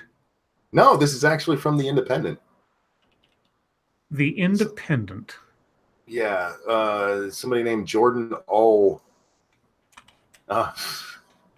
This is actually, oddly enough, it came out tomorrow. What? No. It came out tomorrow in another part of the world, huh? Oh, no, he's reposting it from 2016. I was like, what the fuck? Oh. Okay. Oh, this is a long article. We don't have time to get into all this. Well, there was one thing. I want to see if I can find a actual transcript of this, because the first thing that popped up on my Twitter this morning, do you know who Ellen Pompeo is? Pompeo, that sounds very familiar. Well, yeah, so there was our Secretary of State Pompeo, but no, Ellen Pompeo is apparently an actress.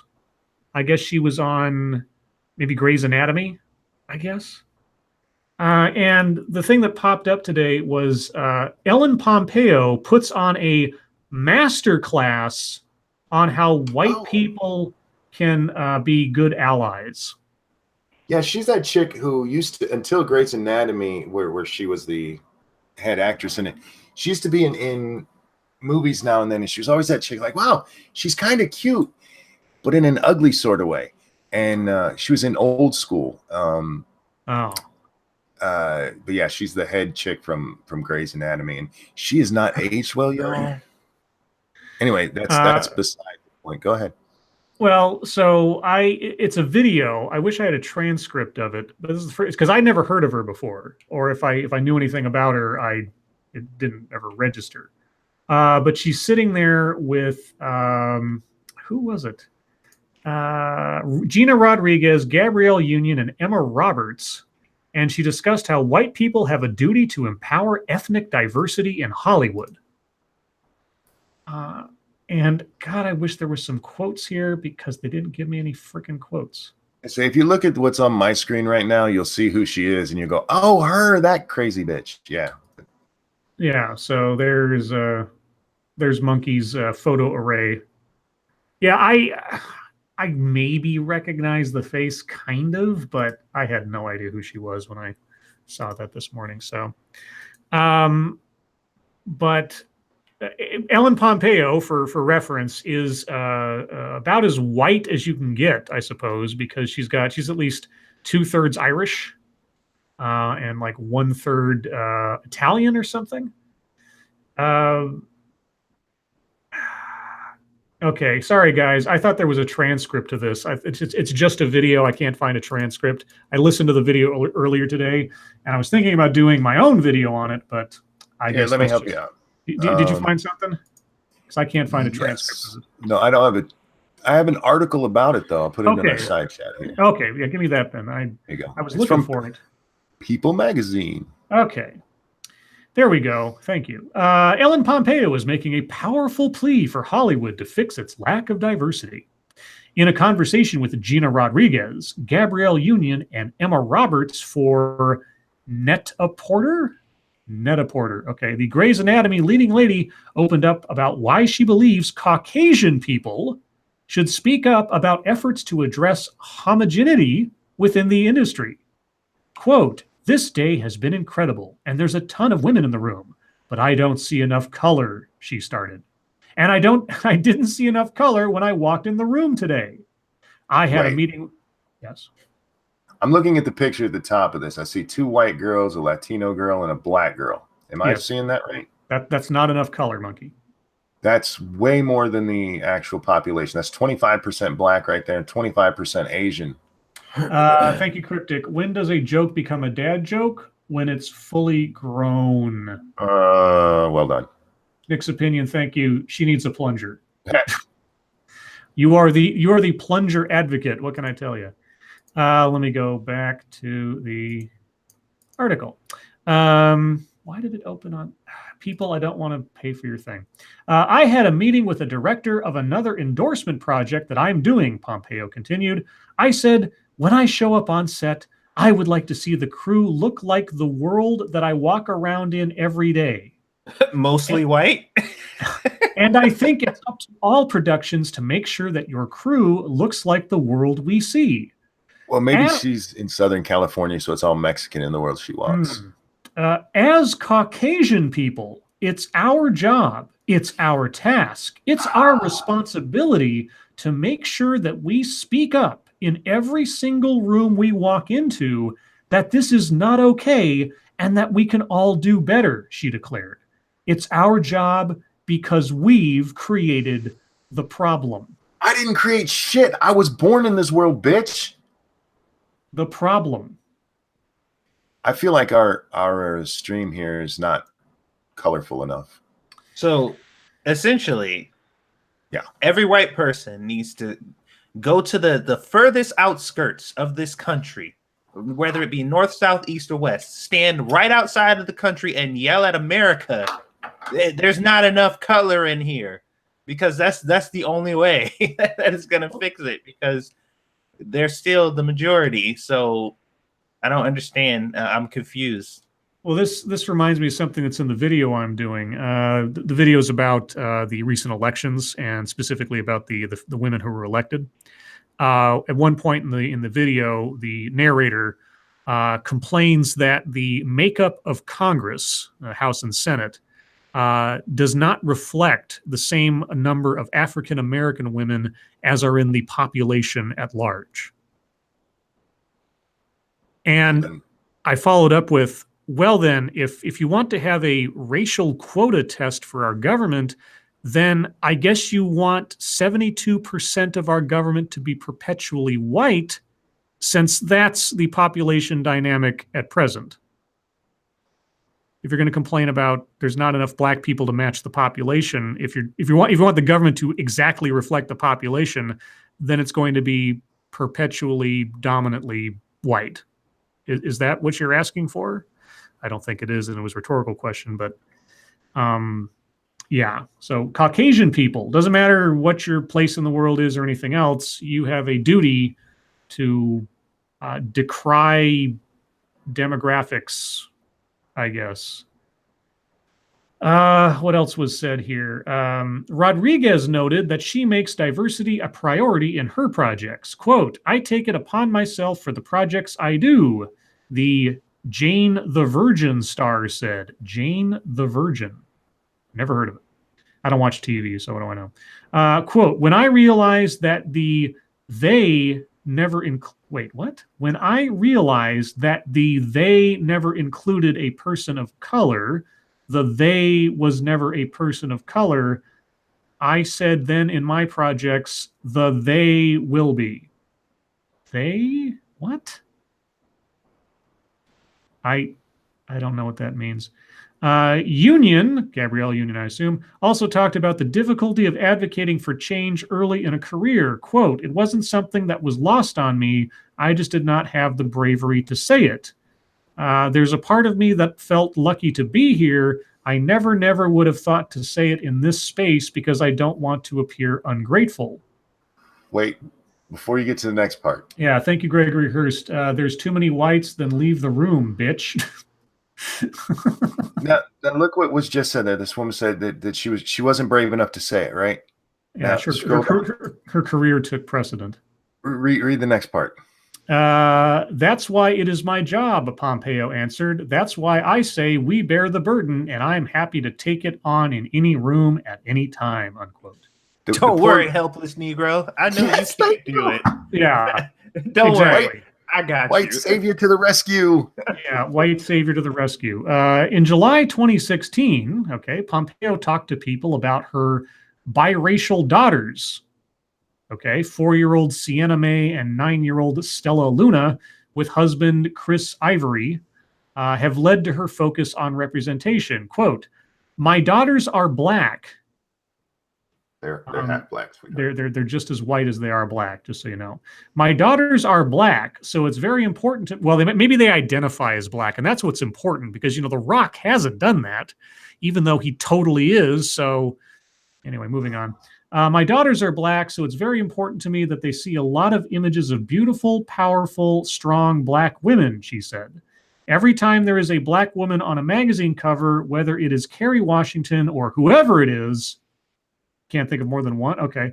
I make sure that magazine is in my house and on my table. For me, that's super important. Did you get Cryptic's last? No, because Windows. Thank you, Cryptic. German sausage jokes are the worst. He is on a roll tonight. He is. Thank you, Cryptic. Holy cow.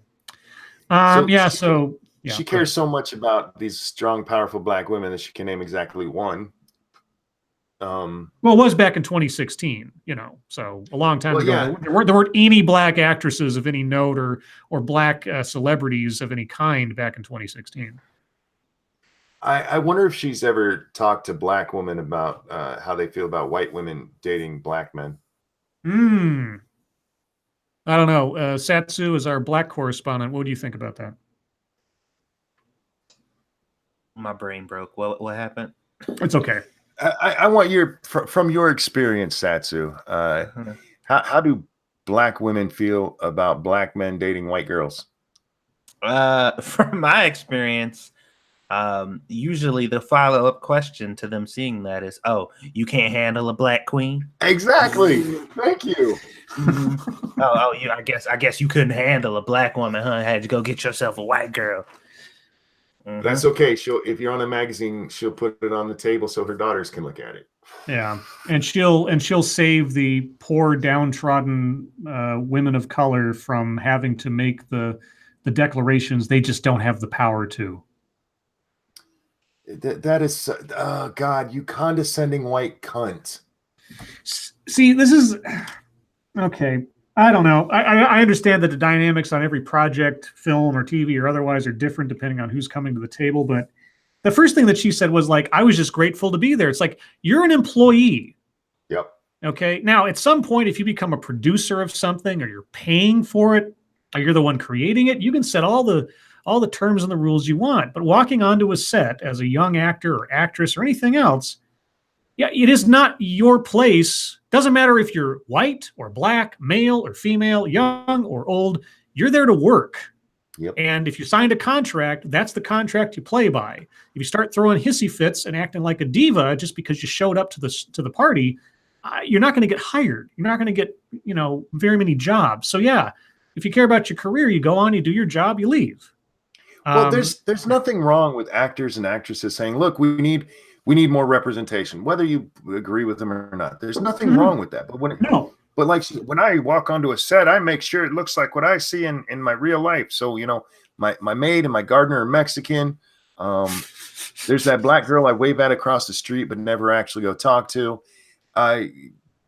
Shut up. Just shut up. You can do this stuff, but you don't get to dictate it unless it is your project, which is what Scribbles was saying there. Yeah. And the virtue signaling here. Yeah. It's like, when I walk onto a set and I don't see the type of people that should be there, I say something. I speak up. I, me, my. That's for fuck's sake. Well, in a world that hates white people, the only way to get it, they feel like to get in their good favor is to join the club. They're like, well, I hate those whiteys too.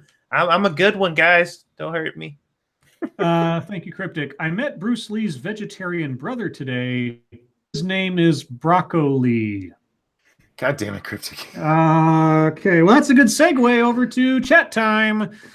Guys, if you have comments, questions, conspiracy theories, complaints, if you have some magical 4 words to ruin Thanksgiving that are better than mine, and for just edification's sake, mine were on Twitter, Grandpa got me pregnant. Imagine you're at the Thanksgiving dinner table. What 4 words would ruin Thanksgiving? Please put them into the chat now. If you have questions for us directly, please put plenty of question marks after it so we know it's for us. Let's see, while we wait for that to catch up. Remember that we are on Monkey's channel tomorrow night for the show. Satsu will not be streaming tonight as he is feeling under the weather. So other than that, I think that's all the big stuff. Are you going to be streaming tomorrow morning, Monkey? Maybe. We'll see how I feel tomorrow. Maybe. All right, well, keep an eye out for that, guys. Be sure to follow us on Twitter to get all the alerts for such things. And subscribe to our channels, of course, because occasionally YouTube will tell you when something pops up with one of our videos or a stream or something. Let's see. Off to the chat. Ex-Bubba Hotep says, how do you like your steak? Usually medium at worst. Thank you, Cryptic. Why are the North Koreans the good at geometry? Because they've got a supreme ruler. Oh. How do you guys like your steak, Satsu? Medium well. Monkey? Medium. Medium, yeah. Let's see. Harvest Marvel says, Scribe, did you guys talk about Carl Bernstein saying live on CNN that they should censor Trump's press conferences and only report what they consider news using clips? No, we didn't talk about that. I hadn't seen that either. Yeah, I saw it. The news is going to decide what's newsworthy. Yeah. I mean, Woodward criticizing CNN last week or whatever was kind of funny. I don't think Carl Bernstein is quite on the same playing field as the rest of us. Thank you. Thank you. Sorry, reflex. Random American says, "Is the open server updated to 17?" No. There you go. It's an experimental thing, and I'm not sure if we could even do it on the servers we use. 17 is not an open access, guys. You have to sign up for the experimental to play it. Jean-Pierre asks, Ranting Monkey, what did you think of Trump bombing Syria twice last year? Well, at least in one of those instances, we broke that story live on Lords of the Night. What about it? What did you think? I had no problem with them doing it. Ryan Rawlings says, 4 words to ruin Thanksgiving. Call the fire department. All right. Peter Haiti says, 4 words. I am a furry. that would help. Ace Phoenix says, there's no toilet roll. The Raz Dazzler says, take these, they live, I guess. Ebony Williams says, I voted for DeSantis. Oh, there you go. Yeah, bringing up politics. Diesel Dave says, I stuffed the turkey. Fulla Malarkey says, I blew your dad. Cynical Lindsay says, Monkey and Scribe, I just started watching The Next Generation. Star Trek The Next Generation, I assume. I've heard seasons 1 and 2 are a bit slow. Do you have any episodes to recommend, or should I really watch both seasons all the way through? I mean, to get the full experience, I suppose, and to see the evolution of the characters and all, I guess watching everything is kind of how you go, but technically you could skip to season 3 and not really miss all that much. I mean, there will be some references to characters and things here and there that might not make a lot of sense. But yeah, they were still finding their footing for the first couple of seasons, in my opinion. Monkey, you've seen a lot of Next Gen. 1 and 2 are definitely harder to watch just because, like Scribe said, they're finding their footing. But I would still watch it all just because there are definite things you need to know from 1 and 2, especially from 1 to get storylines in 3. Yeah. But yeah, I would watch them all. Yeah, and knowing sort of the origins of Q, especially for the first couple of seasons, is entertaining at the very least, if not important for later seasons. Gregory Hurst says, anyone else think Dutch should have been the main character of Red Dead 2? Monkey? Satsu? No. Okay, well, that was easy. I don't even know. Let's see. The Magister says, with the dropping of Ark, have you seen or played Conan Exiles? Time out. Go ahead. Answer your question. No, I've seen it. I'm not interested in playing it. Jean-Pierre, I was not wrong about the U.S. bombing Syria. I didn't say we didn't bomb Syria. I said we didn't go to fucking war. If you're going to correct me, make sure I'm wrong. Let's see. Sorry, guys. I'm trying to go through the... I'm scrolling back through the chat to try not to miss too many questions. So if I missed your question, please re-ask it. Can't promise I'll get to them all like usual, but I'll do my best. Thank you, Cryptic. What day does the egg fear most? Friday. Har. Let's see. Jay Brown says, 4 words. I voted for Hillary. Uh-oh. I got 4 words. I forgot to cook. That would ruin Thanksgiving. Jesse, the Gulf City Fennec Fox says, 4 words. Sweetie, you are adopted. Ouch. Let's see. Furry Kitten says, aren't there times that at Thanksgiving you'd be like, thank God? Yeah. Thank God, I'm out of here. Furry Kitten says, 4 words. Cup the balls, mum. Ugh. Prospero says, eating turkey is murder. Oh, there you go. Jack Gunsky says, I identify as gray gender. I have to share a picture that was just sent to me on Twitter. Can you lock that on me for a second? Yep. Oh my God. Oh, that is scary. Yeah, that's good. That is too perfect. It fits too well. Oh God. Let's see. Celtic Mandalore says, has the monkey realized he's wrong about how shallow Fallout lore is if he read terminals? They are equivalent to books in the Elder Scrolls. He's Celtic isn't wrong. There is a lot of lore that isn't portrayed through NPCs in Fallout. A lot of it is terminals, notes, and in a lot of cases, sometimes the actual scene that has been set before you tells a story just visually.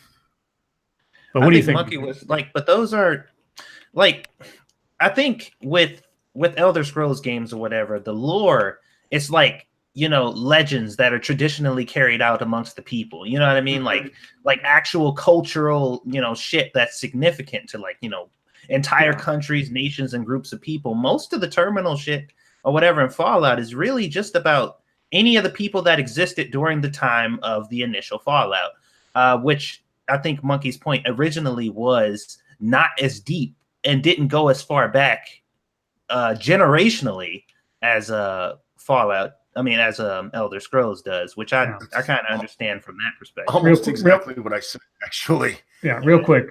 Thank you, Nope. Calling it now. Sarah Sanders' Thanksgiving pie is going to be photoshopped badly this time, just to see what CNN says this time. Thanksgiving pie. What? I don't. Did something happen last year? I don't know. Thank you, Attack Alpaca. Never trust constipated people. They're always so full of crap. Har. Indeed. Yeah, no, I won't deny the freedom of the Elder Scrolls universe is that they have thousands of years and generations of stuff that can just make up out of whole cloth. Fallout is set effectively in just a divergent timeline from our real world. At a certain point, upwards to World War II, world history matches our own. And then they go off into La La Land around World War II time into a perpetual 1950s.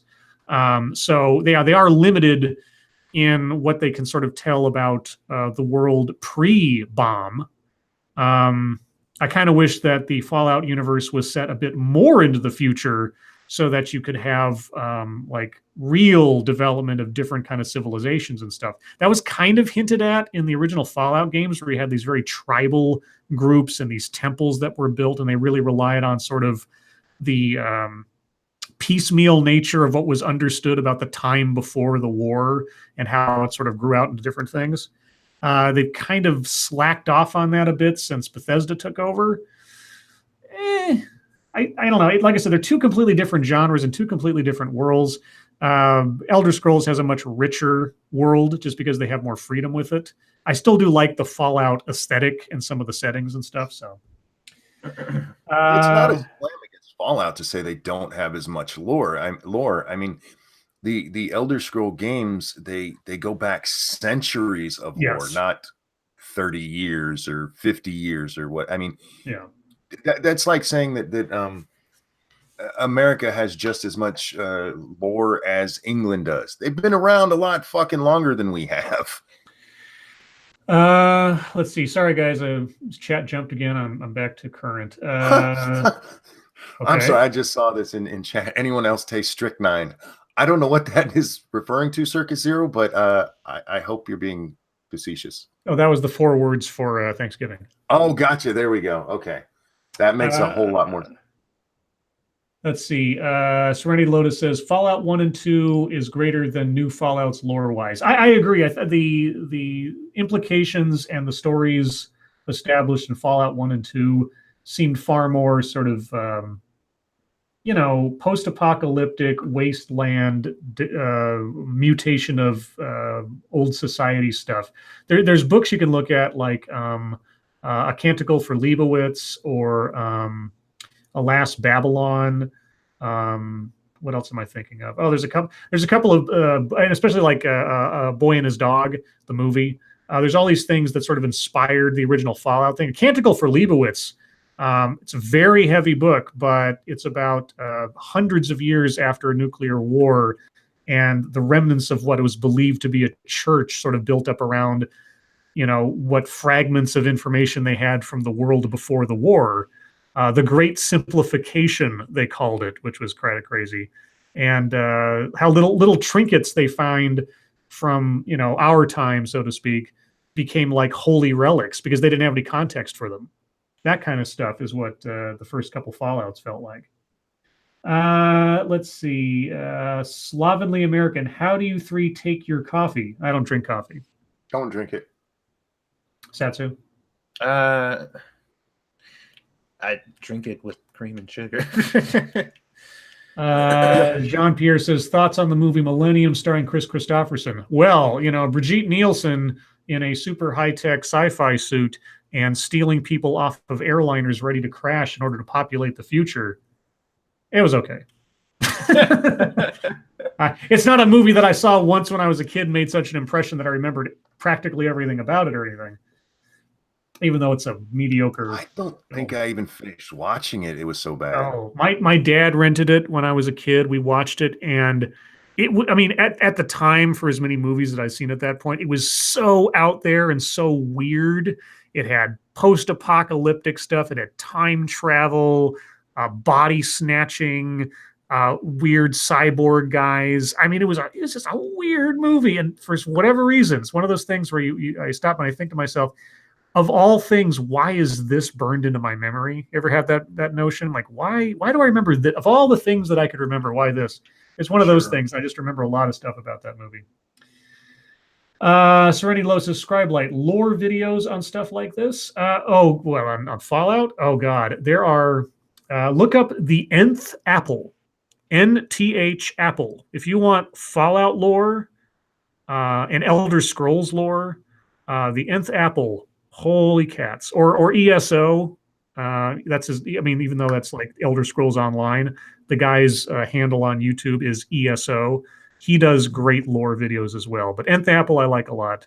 Oxhorn's okay, but his voice is really kind of irritating. So go for Nth Apple. He's got a very soothing sort of Scottish accent, I think. Let's see. Yeah, so anyway, I wouldn't try to outdo what Nth Apple's done because he doesn't. Richard Art says, 4 words, we're getting a divorce. Chicago Mike in similar tone, 4 words, I want a divorce. Moonshock says, Brigitte Nielsen was much better in Beverly Hills Cop 2. She was okay. Caged Heat. That was that the movie with the prison, the women in prison movie with Brigitte Nielsen? I think that's the one I'm thinking of. Caged Heat was Brigitte Nielsen's best movie. Rocky IV, baby. Rocky IV, yeah, as Drago's wife, probably. Let's see. Christine Morse says, Scribe Light, the Andromeda Strain. The original movie's really slow and boring. It's well done, but it's really a boring movie, even for the time it was made. Who directed that? Was that Ray Wise? Not Ray Wise. Someone, Ray something. Anyway, I know the director of Andromeda Strain went on to direct the Star Trek The Motion Picture.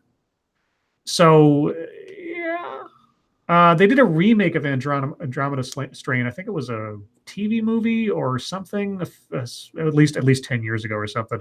I think that was a better telling of the story. I'm sure the book is much better. I've never read the book. Let's see. Samael Regent says, 4 words, why I need feminism. Also, I'm so glad I asked you guys that question yesterday. I forget what question you asked. Let's see. Serenity Low says, Scribe Light, no, I mean you. You have a great voice for lore videos or maybe no sleep stories. What's a no sleep? Is that like a horror story kind of thing? This is me not knowing the lingo the kids use these days. Is a no sleep story like telling a scary story? I don't know what a no sleep story is. Well, go listen to my Halloween, audio storybook thing, Lovecraft deal. That's my best attempt so far. I got a lot of good feedback on that, but I don't know if that's something I'm going to do regularly on the channel because, I'd probably want to read my own stuff to avoid any copyright things. Serenity Low says, yeah, no sleep Reddit. Okay. No, I don't really pay attention to Reddit that much. So, somebody else says about whether Fallout or the Elder Scrolls universe is better. Better's relative. Richer landscape, certainly Elder Scrolls. But they're two different genres and two different feels for things.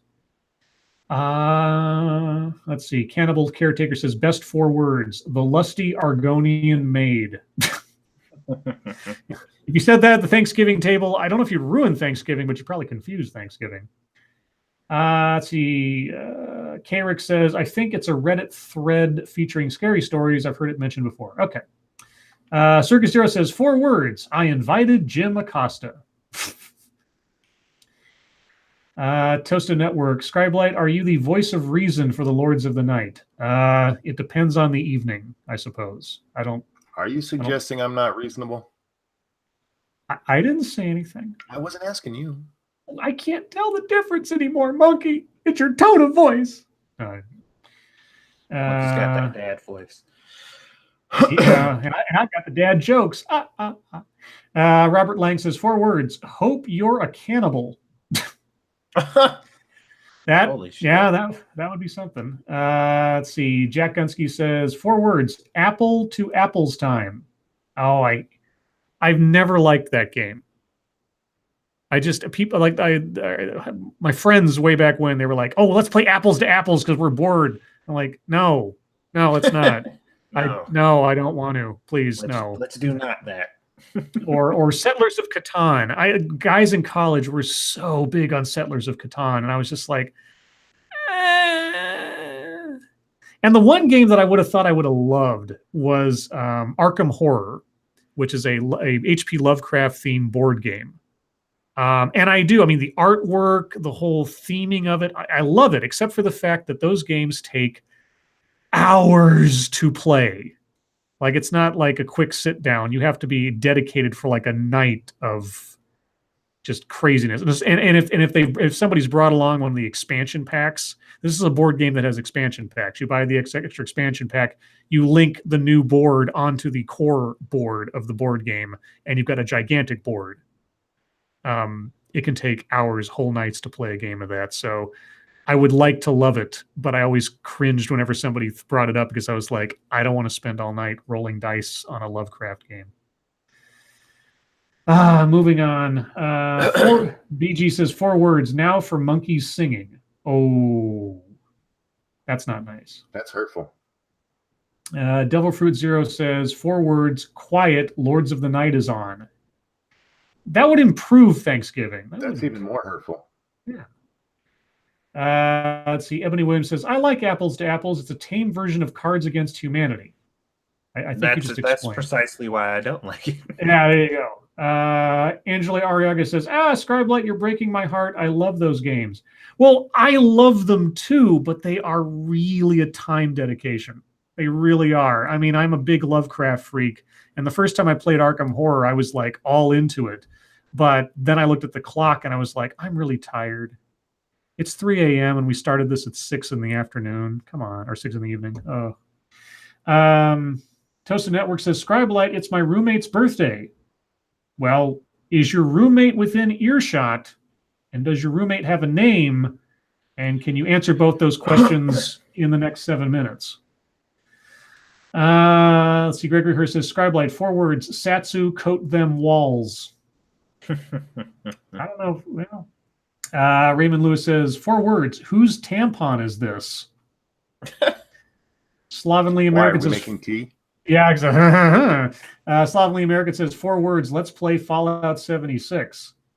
That's not nice. Let's see. Ex-Bubba Hotep says, Arkham Horror has to be a planned event. Exactly. It has to be something that you've scheduled with your friends who are willing to dedicate the time to it. It's sort of like setting up an ongoing tabletop RPG campaign or something. It has to be on the calendar, basically. Snowstorm says, 4 words. I have a gun. Just sitting at the dinner table. It's like, by the way. Okay. Toasted Network says he can hear and his name is Bruce. So sing to him happy birthday.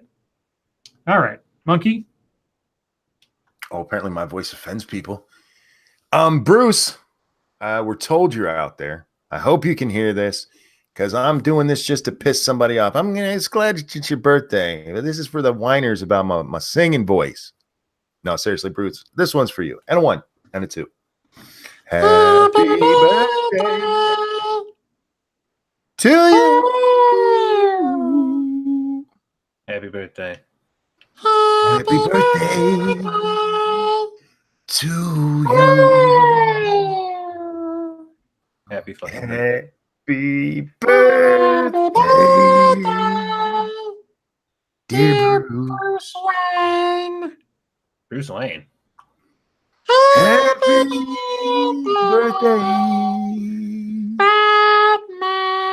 to you. Happy birthday, Batman. Bruce, I hope you had a great birthday. I really do. See, people love my singing. Fuck off. Let's see. Sanguine says, Scribe Light, 4 words. Better, I brought tofurkey. I would punch you. I would punch you and throw you into the snow. Top Ramen Lewis says, 4 words. Russian roulette, anyone? Well, please. I don't think anyone is 2 words in that context, Raymond. But good try. Ex Bubba Hotep says 4 words. No more Dr. Pepper. That would ruin my Thanksgiving. Let's see. Satsu and Ebony Williams. Satsu and Scribe. There is nothing wrong with a tame Cards Against Humanity. It's a good game, though. I don't deny that people like it. I just could never get into it. And when people were like, let's play apples to apples, I was just kind of like, oh, no. So that was just me. Let's see. Diesel Dave says, Scribe Light, have you seen ESO's Melee build? Which one? That guy has so many build advice videos. I've used a couple in the past for like pure sorcerer and stuff. If you're talking like two-handed or assassin, yeah, he knows his stuff. Well, at least as far as how to exploit vanilla. If you get some mods and stuff, it's all over the place. Let's see. K. Rosaric says, how were you doing that voice, Scribe? With my mouth. I don't know. I've always had a facility for making different voices since I was a kid. I watched too many cartoons. So, what was it? You remember Gummy Bears? Monkey? Yeah. So there was this one episode. You remember Toady? Like, he was actually the bad guy's little evil midget assistant, the troll. Anyway, so at one point, Toady, being the little Igor of the thing, he got the power or something. I forget what it was. And he became the leader of all the other trolls. And all the other trolls are big, like huge monsters. Well, he's just like the runt, but he's slightly smarter than all the others. And I remember, for whatever reason, I just caught on in my brain, the 2 big trolls hoist Toady onto their shoulders. And the one guy says, "Oh, hail King Toady!" And I don't know. It's, again, one of those things that sticks in my mind, and it was one of those voices that I copied when I was a kid for some reason. And anyway, guys, I like cartoon voices. I can't do them nearly as well now as I did before, my voice changed, but there you go. Snowstorm says, 4 words, I converted to Islam. Yeah, and in a similar vein, John Pierre says, 4 words, make America great again. It all depends on what household you're doing that at, but yeah. Let's see. Scribe Light, 4 words, says Jack Gunsky. Do you watch anime? I don't know. Would that ruin your Thanksgiving, Satsu, if you brought that up? Hell no. Let's see. Cynical Lindsay says 4 words, tongue buttering turtle caves. Very good. Very good. And then Samael says similarly 4 words, this tastes like turtle cave. Whoa. What else? I know I missed some questions somewhere. It's all 4 words now. Gregory Hurst says 4 words. Who thinks cereal's soup? Yeah, that would ruin anybody's day. Excuse me. 2-minute warning, guys. So if you have any questions, we've got a lot of 4-word stuff, but if you have any questions or anything else, again, remember, tomorrow night will be on Monkey's channel per usual, and there is not a stream on Satsu's channel tonight because he's not feeling well. He's going to go to bed. Also, if you happen to have not already liked the stream, because there's 88 likes and 161 people watching, I'd appreciate another, 12, 22, 44 likes. That'd be nice. Whichever. At least get up to 100. Appreciate it. Let's see. Tartanist. Pardon me. Satsu, cooking video for your teriyaki pork chops. I can do that. Okay, and we're at 100. Wow, that was quick. Thank you guys. Appreciate it. What else? Anything else? Ryan Rawlings says, Scribe Light, 4 words. Dear God, Weibo schlong. I suppose if Weibo whipped it out on the Thanksgiving dinner table, that would kind of ruin Thanksgiving. So there you go. And with that, guys, we are at the top of the hour. So everyone, thank you so much for just being you and being such a great audience, interacting with us, sending us stories. Just as always, you guys are the greatest audience a show anywhere on the internet could ask for, let alone us. Thank you, everyone, for the donations. I really, really do appreciate your generosity because, like I say, it just humbles me that you guys appreciate this stuff as much as you do. Thank you, moderators, for keeping an eye on things, even though our audience is one of the most behaved and self-policing audiences on the internet. Monkey, Satsu, thank you for joining me as always. Mm-hmm. And guys, your lives make us sad, and we will see you tomorrow. Bye, guys. See ya.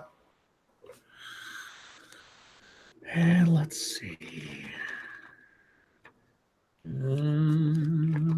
Flipping through my book for a magical word as my phone beeps at me because work doesn't let me go. And, well, why not? Today's secret word is shoulders. Knees and toes. No, just shoulders. You know, I got some dirt on there. Will you brush it off for me? If you're feeling like it, never mind.